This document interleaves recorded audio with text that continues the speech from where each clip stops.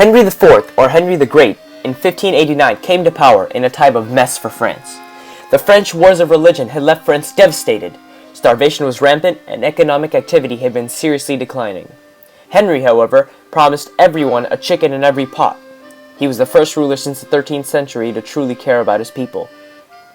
Originally a French Huguenot, Catholic members strongly opposed his rule and refused to acknowledge him as their leader, so Henry converted to Catholicism.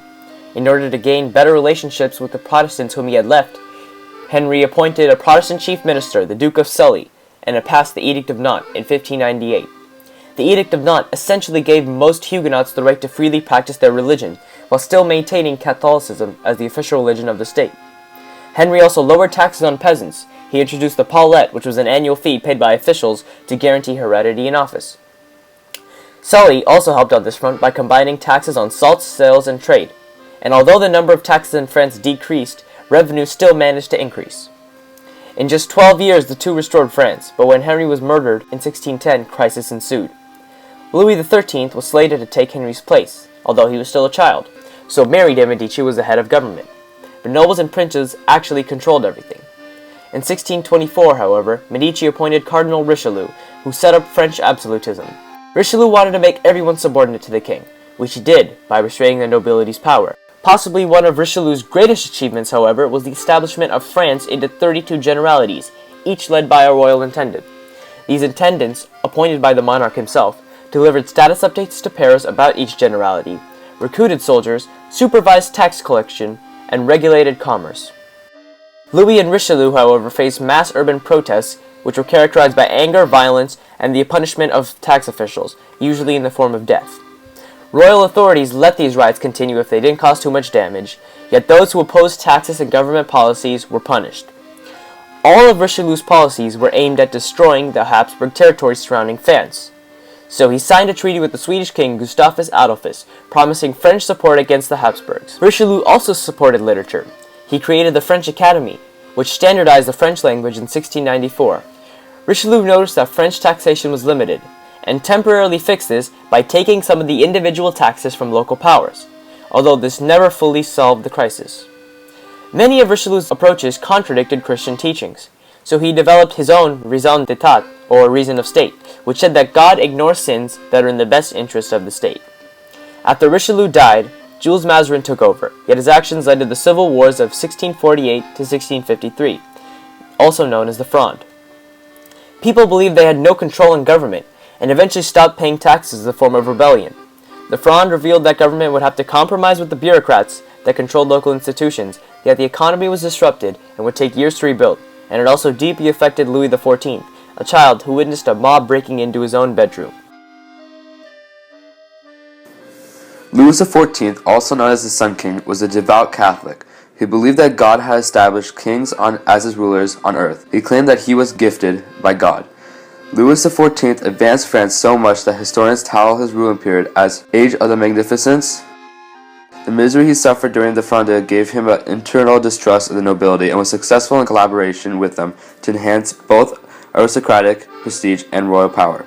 He is said to be the one king in all of European history to completely domesticate the nobility. He made the court of Versailles, which is a fixed institution and is used as a means of preserving royal power and as the center of French absolutism. The architecture and art of Versailles were a way to overawe his subjects and foreign powers. Versailles personifies Louis XIV's power. Louis XIV started a new reign of art by constructing Versailles. The French language and culture became the international style. The court of Versailles was a device to undermine the power of the aristocracy by separating power from status. He used court ceremonials to undermine the power of the great nobility. It was a centralized state, administered by professional class taken from the bourgeoisie, was formed. France was the strongest and most centralized country in all of Europe by 1685. The king used a secret police force that monitored the city for suspicious behavior. Louis had provisional estates, consisting of the clergy, the nobility, and the peasants. Peasants received the taxes because there was a vote between the three, and the outcome of these votes will always be a ratio of 2 to 1. Louis's wars were expensive, but the tax farmers took much of the taxes while the nobility paid no taxes at all. Mercantilism is a collection of governmental policies for the regulation of economic activities by and for the state. Louis XIV finance minister Colbert tried to achieve a favorable balance of trade and make France self-sufficient so the flow of gold to other countries would be halted. Colbert encouraged French industry, enacted high foreign tariffs, and created a strong merchant marine. Colbert's most important work was the creation of a powerful merchant marine to transport French goods. He believed that a successful economic policy meant more than a favorable balance of trade. However, he insisted that the French sell abroad and buy nothing back. To ensure order within every industry, he compelled all craftsmen to organize into guilds, and within every guild, he gave the masses absolute power over the workers. Though France's industries grew and the commercial classes prospered, its agricultural economy suffered under the burdens of heavy taxation, population decline, and poor harvests.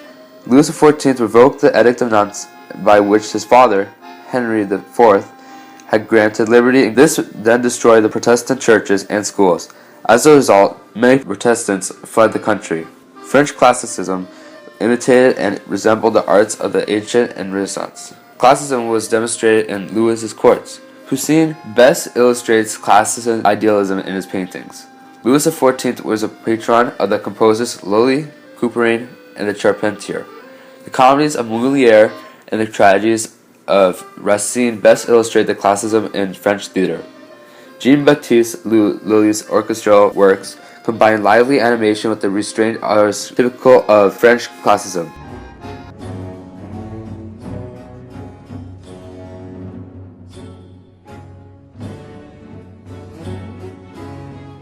Jean-Baptiste Poquelin was a playwright, stage manager, director, and actor.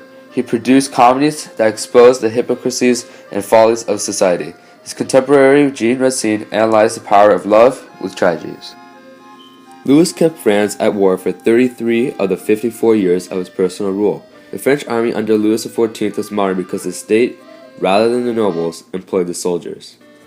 Louis himself took personal command of the army. In 1667, he invaded Flanders and gained 12 towns. By the Treaty of Nijmegen, he gained some Flemish towns and all of French Comté.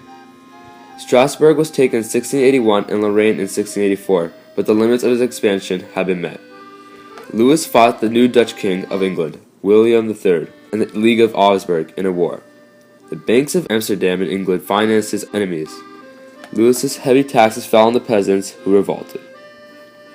This led to the War of the Spanish Succession, which was over the issue of the succession to the Spanish throne. Louis claimed Spain, but was opposed by the Dutch, English, Austrians, and Prussians. The war was also an attempt to preserve the balance of power in Europe and to check France's commercial power overseas. Eugene of Savoy and Churchill of England led the alliance to victory over Louis. The war was concluded by the Peace of Utrecht in 1713, which forbade the union of France and Spain. The war ended French expansionism and left France on the brink of bankruptcy, with widespread misery and revolts.